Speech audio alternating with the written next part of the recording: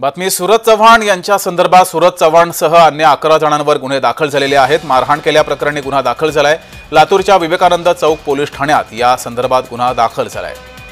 सूरज चव्हाण, लाला सुरवसे, शुभम रेड्डी, अमित क्षीरसागर, ताज शेख, अभिजित सगरे, सिद्दीक मुल्ला, अहमद शेख, वसीम मुल्ला, रवी धुमाळ आणि राजू बर्गे या 11 जणांवर हा गुन्हा दाखल झालाय।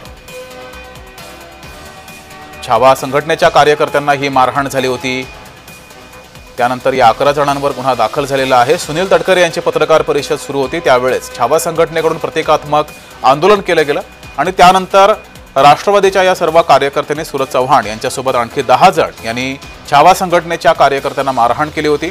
त्यानंतर आता या 11 जणांवर गुन्हा दाखल झालेला आहे। छावा संघटनेच्या कार्यकर्त्यांना मारहाण झालेली आहे, त्यांच्यावर रुग्णालयामध्ये उपचार सुरू आहेत।